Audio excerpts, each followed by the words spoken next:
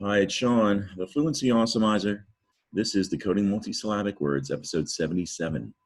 I've got 4 words I want to take a look at today. Let's get started. I want you to read these words right out loud. Ready? What's this first word?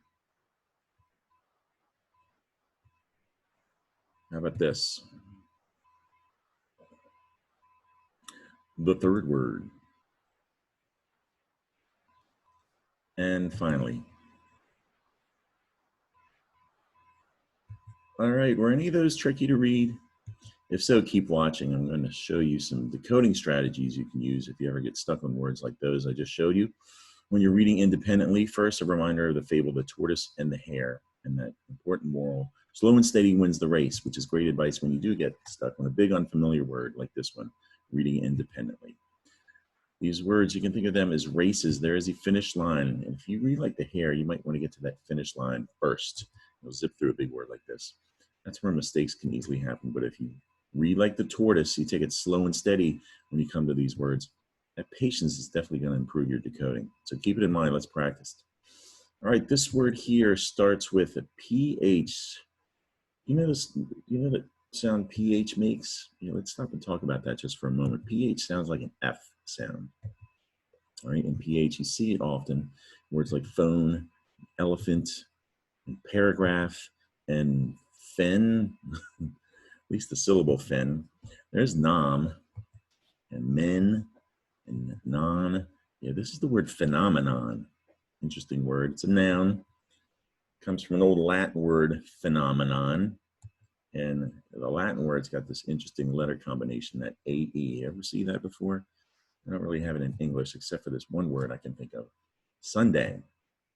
The A and E aren't attached in sundae, but it's a curious combination of letters AE. And there it is in Latin.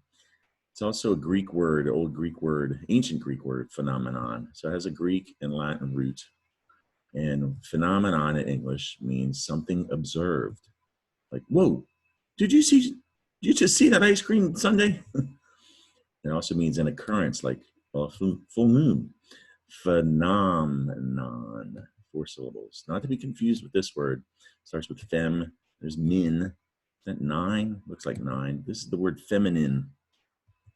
It's an adjective, feminine. It's also has a Latin origin.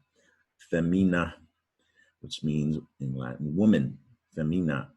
And that is the root of the old French word feminine, which means female, feminine. Feminine, that pronunciation carried over to English, feminine, but English added an E to the end. I'm not exactly sure why, but it's a little confusing because it looks like feminine. Feminine, you know what feminine means, like this pretty dress is feminine. Not feminine, it looks like that's a thing to remember when you're spelling, but it sounds like feminine, the old French word, but with an E added, so feminine, not nine, min. All right, the third word I showed you, I'm going to demonstrate that you get to a really big word like this. Sometimes it's okay to start breaking it apart at the end. This word ends with what looks like late. Back in the beginning is mac, mac and cheese. Is that collate? This is the word immaculate. It's an adjective.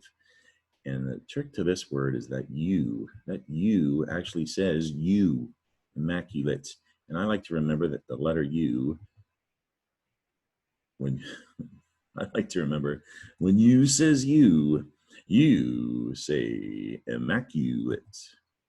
And that you says you because of Latin. All these words come from the ancient language Latin, immaculatus. So it's something to remember about the letter U. It can say you. Immaculatus, that part of the Latin word, means spotted. Like this ladybug. The prefix im is Latin for not, or the opposite. So immaculatus in Latin literally means no spots, like this ladybug. We have it in English now, immaculate. And it sounds like immaculate. It's got a silent E too. We're just talking about that. But it's not late at the end. And in English, that literally means spotless. Not like a ladybug I just showed you, but more like your kitchen. Parents want to keep your kitchen immaculate. Immaculate. Spotless. And what's this word? Oh, we know what this word is. Chocolate. Chocolate, that word goes back to old Mexico, the ancient languages. Aztec. There's an Aztec word. Can you see chocolate in that word? It's a pretty interesting word there. An old Aztec in the ancient language Mayan, it had a word CHOCOL that means hot. And over time that became a Spanish word, chocolate. The Mexican influence made it to Spain for Spanish. And across Europe, there's a French word, chocolat. And it has does not have the E on the end. We kept the E in Spanish for English, chocolate.